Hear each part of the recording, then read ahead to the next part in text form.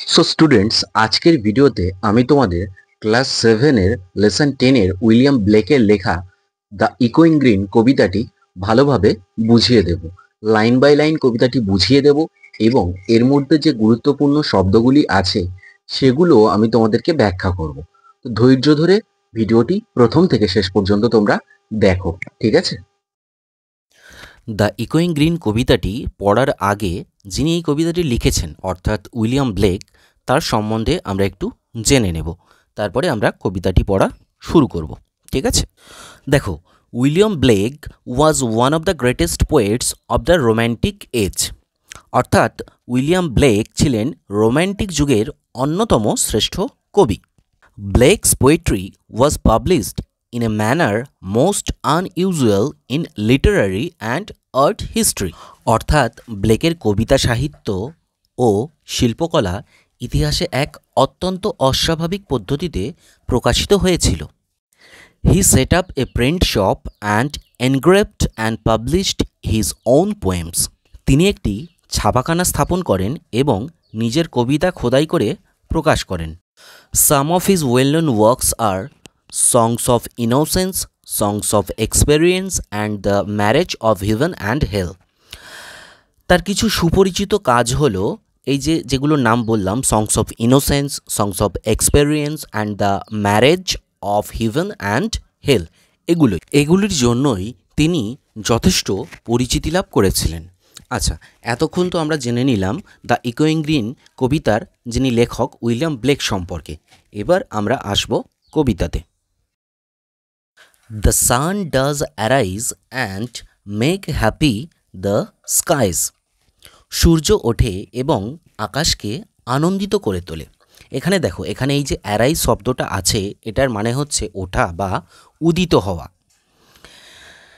The merry bells ring to welcome the spring. বসন্তকে স্বাগত জানাতে আনন্দের ঘণ্টা বাজে। এখানে এই যে দেখো, মেরি, মেরি মানে হচ্ছে আনন্দ, আর বেল মানে হচ্ছে ঘণ্টা, আর রিং মানে হচ্ছে বাজা। Two welcome the spring, welcome মানে হচ্ছে স্বাগত জানানো। কাকে স্বাগত জানাচ্ছে? স্প্রিং। স্প্রিং অর্থাৎ এখানে বসন্তকে স্বাগত জানানোর কথা বলা হয়েছে। The Skylark and thrush the birds of the Bush. Skylark অর্থাৎ ভরতপক্ষী এবং থ্রাস, থ্রাস হচ্ছে গায়ক পাখি, ঠিক আছে? দুটো হচ্ছে এই পাখি, তারা কি করছে?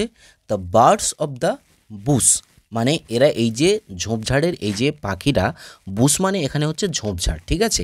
এই স্কাইলার্ক এবং থ্রাস পাখি এরা কি করছে? Sing louder around to the bells cheerful sound. এরা কি করছে? চারপাশে আরও জোরে গান গাইছে ঘণ্টার আনন্দময় শব্দের সঙ্গে।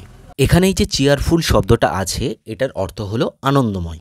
আর তোমরা তো জানো, আগেই বলেছি, এই যে বেল, বেল মানে হচ্ছে ঘণ্টা, অর্থাৎ ঘণ্টার আনন্দময় শব্দের সঙ্গে তারা কি করছে? জোরে জোরে আরও গান করছে। লাউডার, লাউড মানে জোরে, সেখান থেকে কি লাউডার এসছে, মানে আরও জোরে গান করা, ঠিক আছে? While our sports shall be seen on the ইকোয়িং গ্রিন। অর্থাৎ কি বলছে? যখন আমাদের খেলাধুলা চলবে প্রতিধ্বনিত হওয়া সবুজের মাঝে। এখানে এই যে ইকোয়িং শব্দটা আছে, ইকোয়িং মানে হচ্ছে কি? প্রতিধ্বনিত হওয়া, ঠিক আছে? ইকো মানে কি? প্রতিধ্বনি, সেখান থেকে ইকোয়িং এসছে। আচ্ছা, আমরা প্রথম স্ট্যান্ডাটা বুঝে নিলাম, এবার চলে যাব সেকেন্ড স্ট্যান্ডা অর্থাৎ দ্বিতীয় স্তবকে। সেকেন্ড স্ট্যান্ডাতে কি বলছে দেখো, old John with white hair does laugh away care. Old John with white hair অর্থাৎ সাদা চুলওয়ালা বুড়ো জন, জন হচ্ছে এখানে একজনের নাম, বৃদ্ধ জন কি করছে? ডাজ লাভ অ্যাওয়ে কেয়ার, চিন্তা ভুলে হাসে, মানে সে চিন্তাকে কোনো তোয়াক্কা না করে হাসছে। তাহলে কি? সাদা চুলওয়ালা বুড়ো জন চিন্তা ভুলে হাসে। Sitting under the oak among the old folk. Sitting under the oak কোথায়? না, ওক গাছের নিচে বসে অন্যান্য বয়স্ক মানুষদের মধ্যে। এখানে ফোক মানে হচ্ছে মানুষজন বা লোকজন। এখানে ওল্ড ফোক শব্দটা ব্যবহার হয়েছে কেন? কারণ এখানে এই যে ওল্ড ফোক মানে হচ্ছে বয়স্ক লোকজনদের মাঝে, সেটাই বোঝাতে চেয়েছে, ঠিক আছে? They love at our play and soon they all say. তারা আমাদের খেলা দেখে হাসে এবং শীঘ্রই সবাই বলে কি বলছে? such were the joys when we all girls and boys. বলছে কি বলছে যে এমনই ছিল আনন্দ তখন যখন আমরা সবাই ছিলাম ছেলে এবং মেয়ে।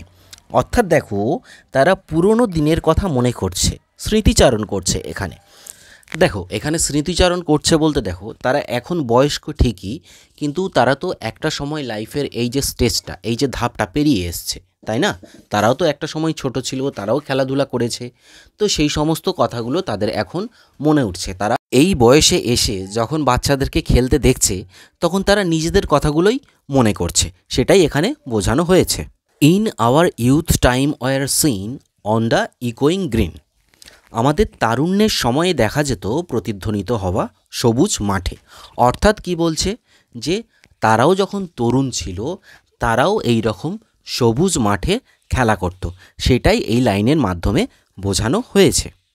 ওকে, তো আমরা ফার্স্ট স্ট্যাঞ্জা বুঝে নিলাম, সেকেন্ড স্ট্যাঞ্জাও বুঝে নিলাম। এবার যাব থার্ড স্ট্যাঞ্জাতে, ঠিক আছে? Till the little ones weary no more can be merry. অর্থাৎ এখানে বলছে শিশুরা যখন পরিশ্রান্ত হয় আর আনন্দ করতে পারে না, পরিশ্রান্ত বা ক্লান্ত হয়ে যাওয়া। এখানে এই যে ওয়ারি শব্দটা ইউজ হয়েছে এটার মানে হচ্ছে কি পরিশ্রান্ত হয়ে যাওয়া বা ক্লান্ত হয়ে যাওয়া। এখানে এই ওয়ারি শব্দটা অর্থাৎ পরিশ্রান্ত বা ক্লান্ত হয়ে যাওয়ার যদি সিনোনিম বলি তাহলে কি হবে? টায়ার্ড। টায়ার্ড মানে কি? ক্লান্ত হয়ে যাওয়া, ঠিক আছে? মনে রাখবে এটা। এরপরে কি বলছে? The sun does descend and our sports have an end. অর্থাৎ কি হচ্ছে? তখন সূর্য অস্ত যায় আর আমাদের খেলাধুলা শেষ হয়। এখানে ডিসেন্ট মানে হচ্ছে অস্ত যাওয়া, ঠিক আছে? প্রথমে আমরা দেখেছিলাম ফার্স্ট স্ট্যাঞ্জাতে অ্যারাইজ, অ্যারাইজ মানে হচ্ছে উদিত হচ্ছে। আর এখানে কি শব্দটা আছে? ডিসেন্ট। ডিসেন্ট মানে কি? অস্ত যাচ্ছে, ঠিক আছে? অ্যাকচুয়ালি ডিসেন্ট মানে হচ্ছে নেমে যাওয়া, ঠিক আছে? নামা বা অবতরণ করা। এখানে নেমে যাচ্ছে বলতে কি মানে সূর্য ডুবছে, সেটাকেই বলা হচ্ছে, ঠিক আছে? Round the lapse of their mother's many sisters and brothers. অর্থাৎ তাদের মায়েদের কোলে অনেক ভাই বোন। এখানে ল্যাপ, ল্যাপ মানে হচ্ছে কোল। ল্যাপস অফ দেয়ার মাদার্স মানে হচ্ছে মায়েদের কোল, ঠিক আছে? সেটাই বলছে।